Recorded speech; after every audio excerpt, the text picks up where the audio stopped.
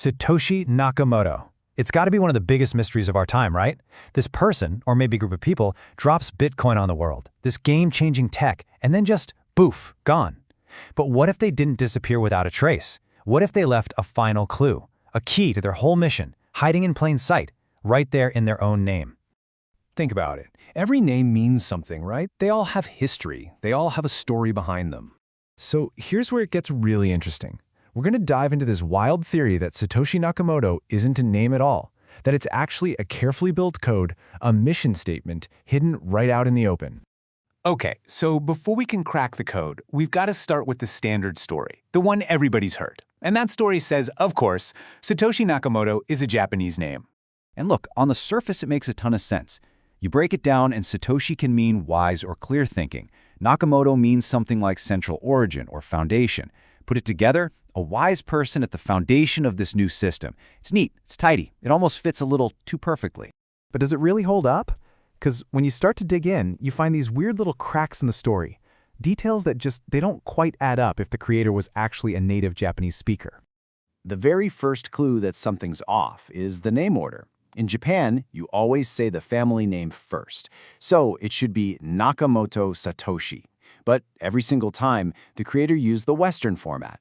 First name, then last name. That's a little strange, right? And it gets weirder. The name was only ever written in Romaji, the Latin alphabet. Never once with the actual Japanese kanji characters. Now what does that tell you? It suggests the creator wasn't picking the name for its Japanese meaning, but for its sound. It's like it was built phonetically, syllable by syllable. And that right there opens up this totally radical idea, the Hebrew cryptic encoding hypothesis. What if those sounds aren't Japanese at all? What if they're a phonetic cipher, a sound-based code for a phrase in a completely different language, like Hebrew? So to crack this thing, we have to totally change how we approach it. Stop reading the name and start listening to it. Let's break it down into its basic sounds. Satoshi, Nakamoto. This is our key. All right, first up, Satoshi. Let's see what happens when we decode it. Okay, that first sound, sat, maps phonetically to the Hebrew root satan. Now hang on, this isn't about some devil with horns. In the original Hebrew Bible, the Satan isn't a proper name, it's a title. It means the adversary or the accuser. It's a role, someone who challenges the system to test its strength. Next up is the O sound. Super simple. It lines up with the Hebrew word or, which just means or and. It's basically the little connector piece, the glue holding the phrase together. And that last syllable, she, is a perfect phonetic match for Shai. It's this really beautiful poetic Hebrew word that means a gift. So what do we have so far for Satoshi? The adversary's gift. Now, this is where the code gets really, really interesting.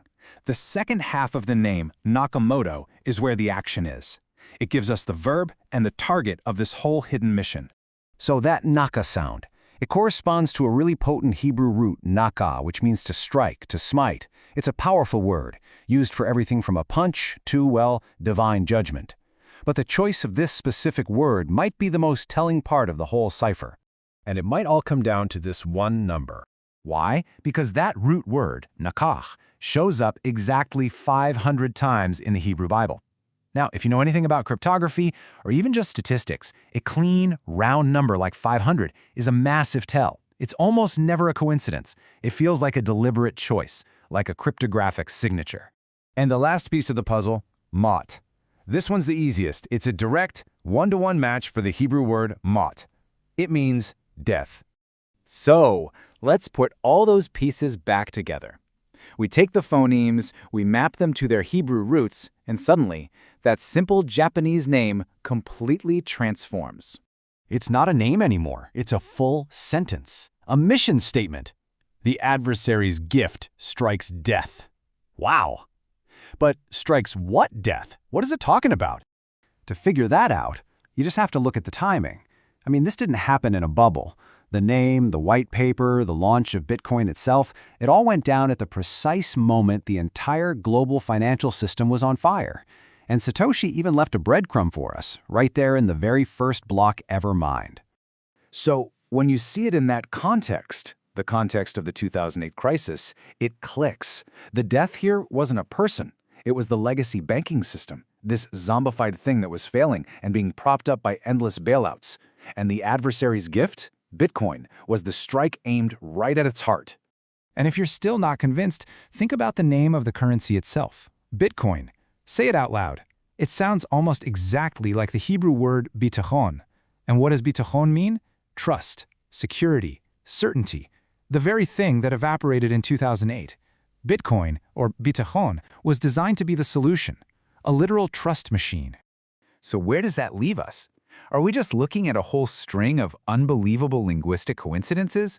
Or is this a masterfully designed cryptographic signature hiding the true mission of Bitcoin right out in the open, just waiting for someone to find the key?